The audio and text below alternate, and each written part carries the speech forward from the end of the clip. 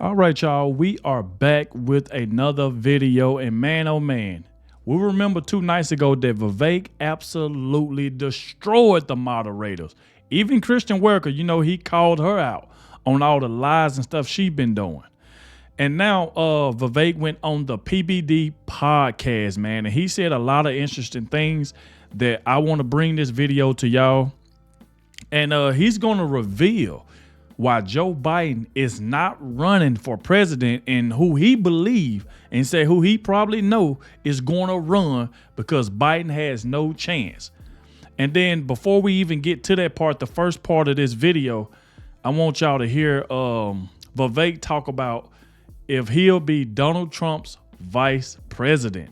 He said some interesting things in there as well. So we're going to get to that part. And then the second part, he going to get into like about why Joe Biden won't be running and who he believe and who he knows is going to run instead of Biden. So it get very interesting. So like I said, make sure y'all hit that like button, subscribe to the channel. Shout out to everybody showing so much support. Everybody been leaving positive comments in the comment section. I also want to thank everybody that clicked on this video for the very first time. I appreciate you as well. If y'all can please do me a favor, because I really need everybody to watch this entire video so you can hear what Vivek is going to say about if he'll run for vice president like with Trump and the information he's going to reveal about Joe Biden. You have to watch this entire video to get the whole thing of what he's going to say. I promise y'all going to want to listen to this. But without further ado, let's go ahead and dive straight into it.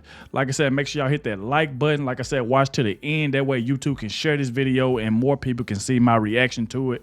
Without further ado, man, let's dive straight in because Vivek, he's been on a run. He ain't playing around. But let's go. All I'm saying is 90%. there's 2 America First candidates in this race. The America First movement will outlive Donald Trump into the decades yet to come. Okay, so my view is that it's going to require leaders who understand what that's all about, who are outsiders, who have the capability to actually execute that and translate that to action.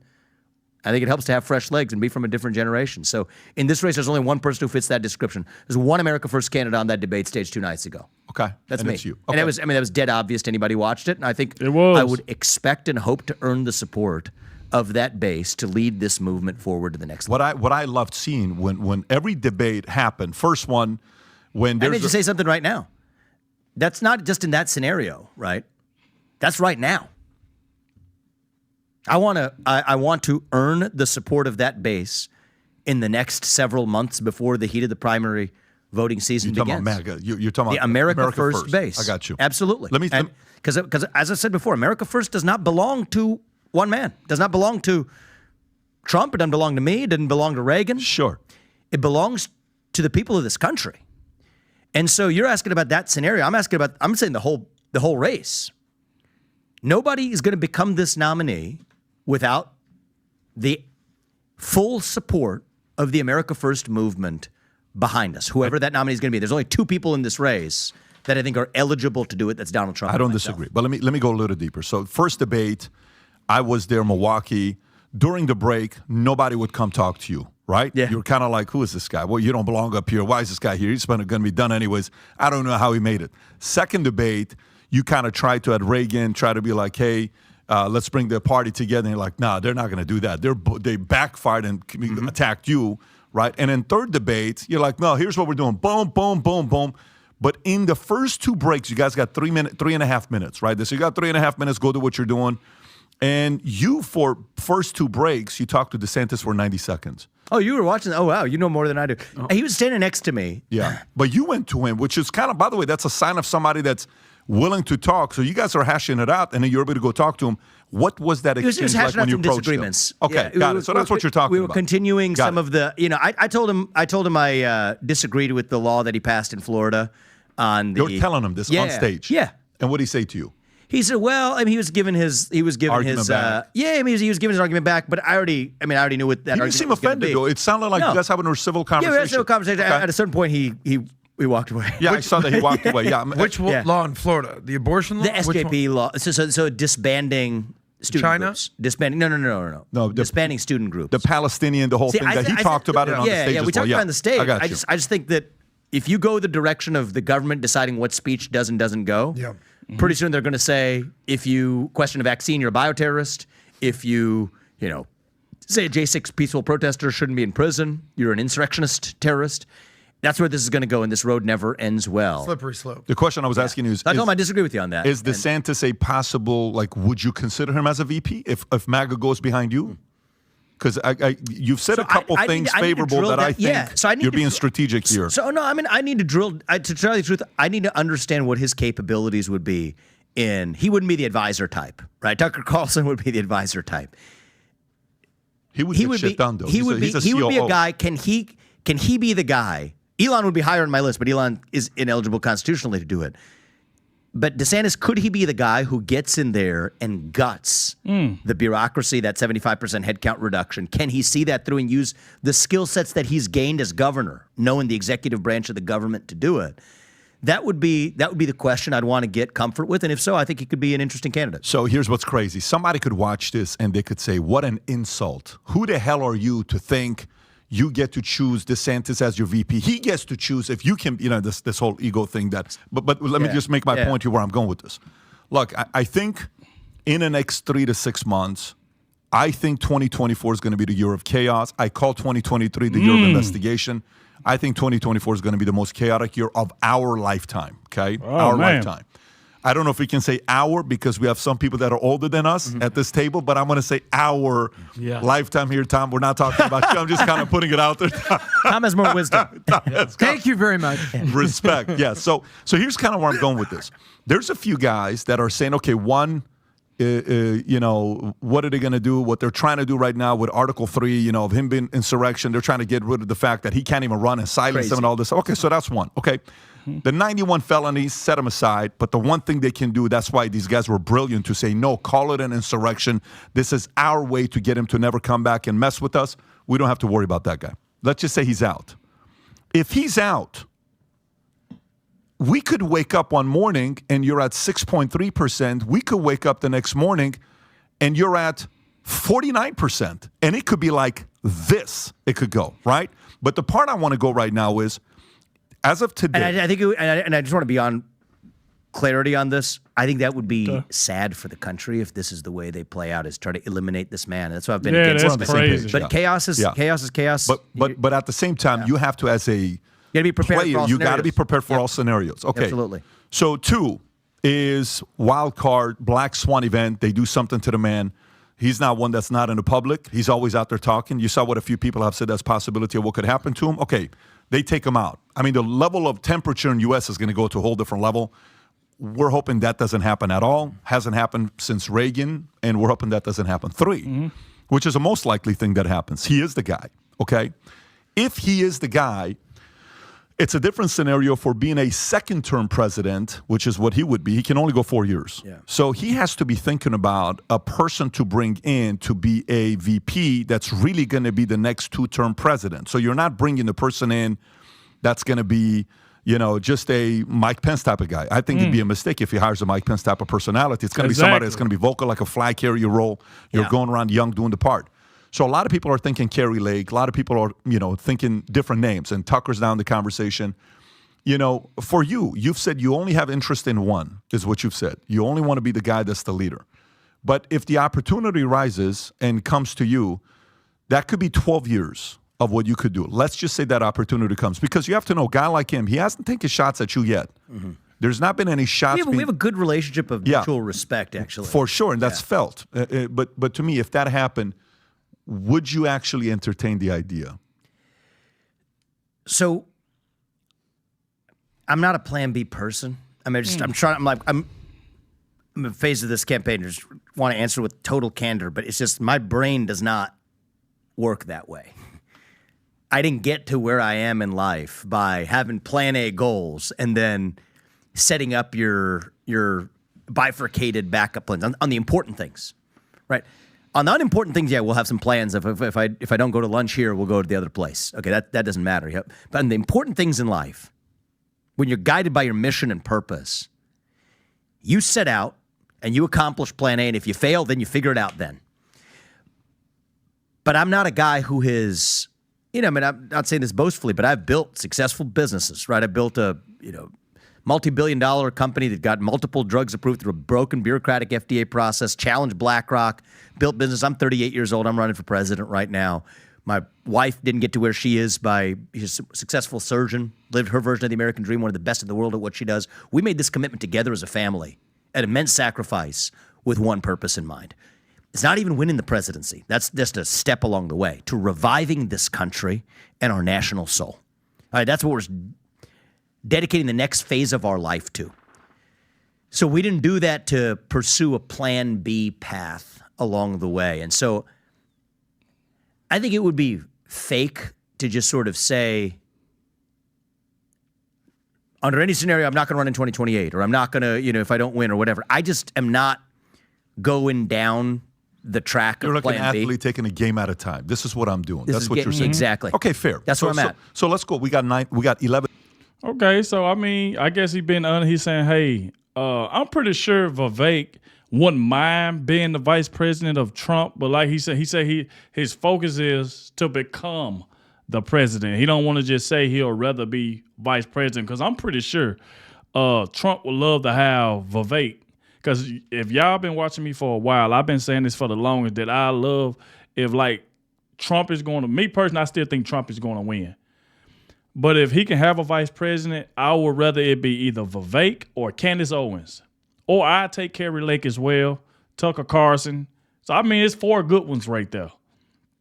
But, I mean, I get what Vivek's saying. He's saying, hey, I would rather be the president. I don't want to, get on here and say, yes, I'll be his vice president if I don't win and stuff like that. So I get it. Everybody that's running is trying to become the president.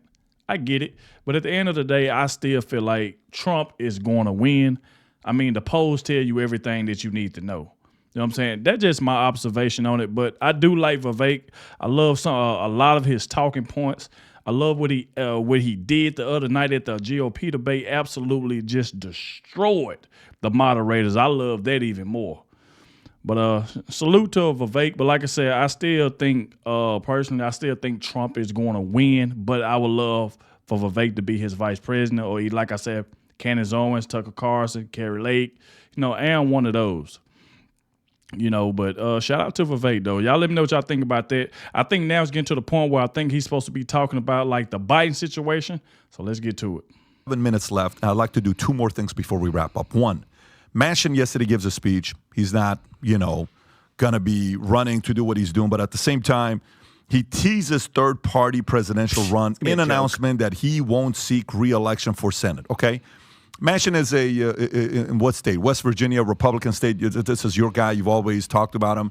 So how many people you think on the left right now are sitting there seeing this as an opportunity, saying, hey, there's a chance for me to come through here with Manchin being one, with Newsom being one? Are you, because you're boldly telling everybody, Biden's not going to be the candidate. It's not going to be Biden. This guy's not going to do third party. I just don't think there's a path. Who, there. Manchin? Manchin, yeah. I mean, or maybe he will, but I don't think he's going to go anywhere with that. I think that there's a version of the world where he tries to compete within the Democratic Party. But Newsom, Michelle Obama, any of these other ambitious governors in the Democratic Party, Buttigieg, Kamala Harris isn't going to go away lightly. It's not going to be Biden. Wow. How convinced are you of that? Because you said that very explicitly. Convinced. I'm very convinced it's not going to be Biden. I think they're just waiting for the Trump trials to start, and then just slip in whoever that alternative is going to be. Is it a health issue? Is it the Wow. Y'all heard what Vivek said. They're waiting for the Trump trial to start so they can try to slip in who's going to run, because we've been saying this for the longest, that there's no way Biden can run again. Even his own side is asking him to step down because he's losing badly in the polls. There's no way that Biden is going to win. He's not. He's not going to win. You got Bill Maher. You got all these people that's on the far left that's telling Biden he can't run, basically. He needs to go. Let somebody else in there. That's why you've been hearing Kamala Harris. You've been hearing Michelle Obama, Barack Obama. You've been hearing all of them talk. And almost everybody that's on this man's side do not want him to run against Trump. And at the end of the day, like I said before, I don't care who run against Trump. I still think Trump is going to win. I still think he's going to beat Trump 2024. Like I said before, I would love for Vivek, you know what I'm saying, to be the vice president. But hey, let's get to it. DNC stepping in? Is it the base basically saying, dude, we are not voting for this guy? What is it? It's the establishment in the Democratic Party that will decide the time has come. And Biden really is a puppet for that establishment. You don't think he has a say in this at all? I don't think he has a say in this, no. I don't think he has one iota of a say in this. Well, and the proof is, Vivek, the proof is, how many times have we seen on video where he says, I can't. They're telling me I can't. Oh, yeah, no. Who the hell is they? I mean, the proof is countless, right? Yeah. I mean, you even without those, that's the part he's not supposed to say out loud.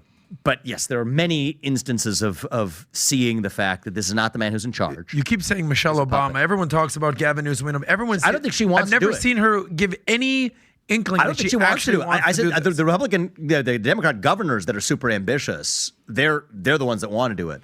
I doubt she wants to do it, but they will, if necessary, the powers that be will drag her out, just like the powers that be decided that Biden's going to be their puppet until he's not. I don't see her having any appetite for this. Let me throw another one here. But that you're pretending like that's a factor, right? Just like Biden has some say in what he's doing. I mean, she can say I don't want to do Adam, this. you can't. They will say you are doing it. Let me give you some. Straight up. You're doing it. Let me give you some. We've been hearing a lot of people say that Obama had been the one calling the shots in the White House. We've been hearing that for a while now.